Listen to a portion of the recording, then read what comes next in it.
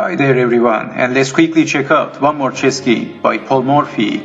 And in this chess game, Paul Morphy has the black pieces, and as you can see, he has surrendered one of his pawns, and his opponent is John Owen. This game was played in England, London in 1858.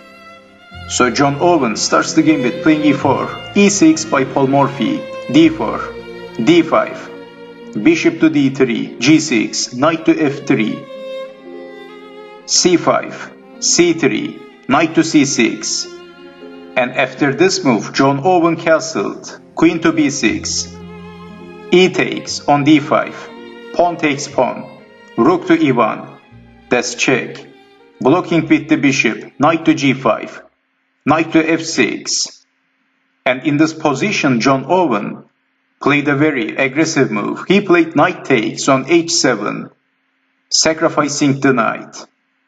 And Paul Morphy captured the knight with the rook, but then bishop takes on g6. Let me show you some possible continuations in this position.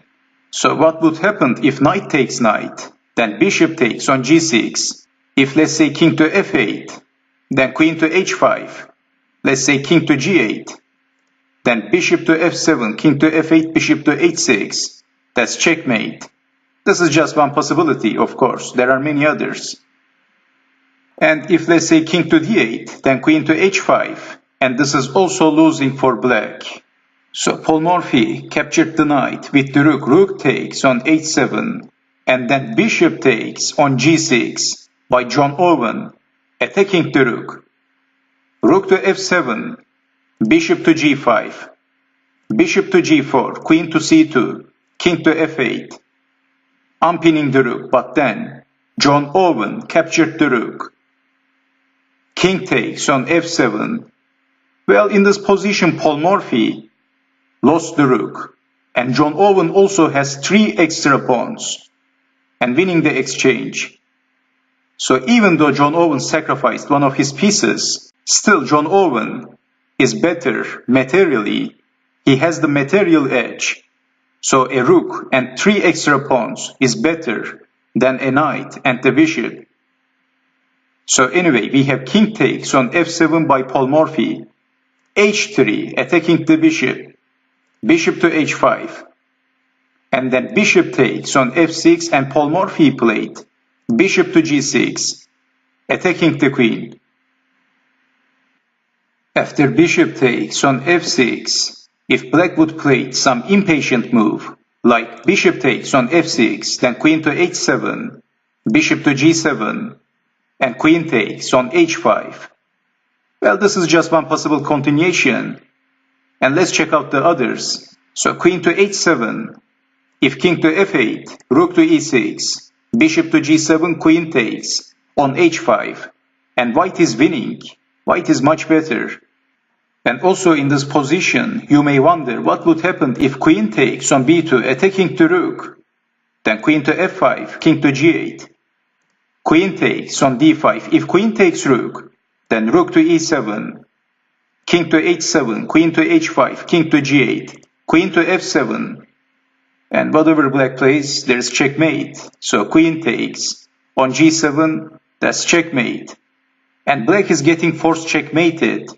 So that's why capturing the pawn on b2 is not helping black. Black is losing. But Paul Morphy sees everything. And probably he considered this possibility, and that's why he didn't play any impatient moves. So after bishop takes on f6, Paul Morphy played bishop to g6, the most logical move, attacking the queen first before capturing the bishop. And John Owen played queen to e2, and then bishop takes on f6, queen to e6 check, king to g8, queen to d7, that's check again, king to h8, queen to d6 by John Owen.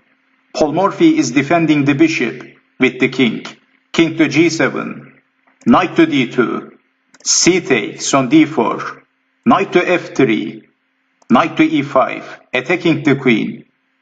And Owen played queen to a3, and knight takes on f3, g takes on f3, d takes on c3 by Paul Morphy, capturing the pawn, b takes on c3, rook to g8, rook to e3, king to h8, king to h1, d4, by Paul Morphy, the most annoying move for white. So we have c takes on d4 and then bishop takes on d4. And now Paul Morphy is attacking both of the rooks at the same time. We have rook from a to e1 and then Paul Morphy captured the rook with the bishop. Rook takes on e3. And here comes queen to b1, that's check. King to h2. Well, Paul Morphy played bishop to e4. And Paul Morphy is threatening checkmate with the queen. How to defend? Sacrificing the bishop and hoping to finish off his opponent as soon as possible. And John Owen is in big trouble. So this is why John Owen played queen to c3, that's check, and blocking with the rook by Paul Morphy. But let's take it back. I'm only showing this for fun, so if f takes on e4 queen to g1, checkmate. This is why John Owen didn't accept the sacrifice. We have queen to c3, rook to g7, and again Paul Morphy is threatening checkmate with the queen. So blocking with the rook, rook to e1, attacking the queen, and also attacking the bishop. Well, Paul Morphy played the best move. He played queen to b6, rook to e3. Well, if something like a3, a random move, or capturing the bishop, it doesn't matter. We have queen to f2, check, king to h1, queen to g2, checkmate. So blocking rook to e3, blocking the checkmate threat. But after this move, Paul Morphy played queen to d6, that's check. How to defend? The most logical and the most reasonable defense in this position is king to h1, besides defending with the queen, of course. And what would you do in this position?